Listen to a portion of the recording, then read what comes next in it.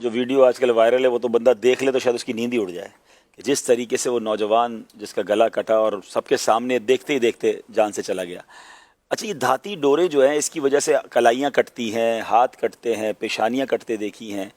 تو یہ اتنا خطرناک کام ہے۔ دیکھیں گورنمنٹ کا اپنا کام ہے، وہ بینڈ بھی لگاتے ہیں، وہ چھاپے بھی مارتے ہیں، لیکن ان لوگوں کو سمجھ نہیں آتی کہ یہی ہمارا بیٹا ہوتا، یہ نوجوان جو بیچارہ گیا، ان میں سے ہمارا کوئی بھائی ہوتا، کسی کا شوہر ہوتا، تو یہ پتنگ اڑاتے وقت پہلے تو اس پہ اسراف اور جو شرعی معاملہ ہے وہ تو مفتی صاحب بتائیں گے، لیکن یہ جو دھاتی ڈور ہے یہ اتنی اچھا، یہ دھاتی ڈور بنتی کیوں؟ میں پہلے سمجھتا تھا کیوں بناتے ہیں، میں نے معلوم کیا وہ اس لیے بناتے ہیں کہ اس سے سامنے والے کی پتنگ کٹتی ہے،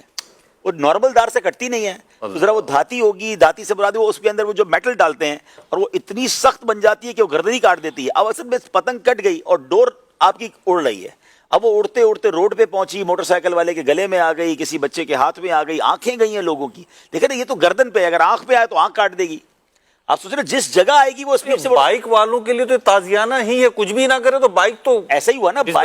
بائک تو بیچارہ سپیڈ میں جا رہا ہے، اس کو اچھا نظر بھی نہیں آتی نا۔ یہ اتنا شدید زیادتی ہے جو یہ کام کرتے ہیں، خدا کا خوف کریں۔ آپ سوچیں کہ یہ حادثہ اگر آپ کے ساتھ ہو تو کیا ہوگا۔ گورنمنٹ کا اپنا کردار ہے کہ اس پر بینڈ لگائے، لیکن محلے والوں، پڑوسیوں، کیونکہ لوگوں کو پتا ہوتا ہے کہ بھئی ہمارے محلے میں پتنگ اڑا رہے ہیں یا ہمارے یہاں، تو لوگ بھی اگر اس کو کنڈیم کرنا شروع کریں، لوگ بھی اس کو روکنا شروع کریں، اور اللہ کرے یہ کاروبار کرنے والے خدا سے توبہ کریں، کہاں جائیں گے؟ آپ سوچیں کہ یہ کیسی جانے جا رہی ہیں۔ پتنگ والے بچوں کو ہم روکتے تو بچے رکتے نہیں ہیں، تو ماں باپ کہتے ہیں کیا کریں جناب، ہم روک نہیں پاتے۔ تو اگر آپ کا ہی بچہ آپ کے گھر کا نقصان کر رہا ہے، آپ کے برتن توڑ رہا ہے، آپ کی چیزیں توڑ رہا ہے، تو آپ یہ کہتے ہیں کیا کریں یار، رکتا نہیں ہے، ادھر تو فوراً روک لیں گے، پھر تو سارے سوئچ ہو جاتے ہیں۔ ہاں، لیکن باہر والے کام دوسروں کو نقصان پہنچا رہا ہے تو ہم سے رکتا نہیں ہے۔ بھئی اگر آپ اپنے گھر کے نقصان کو روکنے کے لیے جس طرح بچے کو روکتے ہیں، تو اس طرح کسی اور کی جان سے وہ کھیل رہا ہے۔ اچھا، اسی طرح کا ایک اور زیادتی ہوتی ہے، یہ پتنگ کی اجازت دینا تو اور بات ہے، آج کل چھوٹے بچوں کو موٹر سائیکل دے دیتے ہیں، گاڑی دے دیتے ہیں،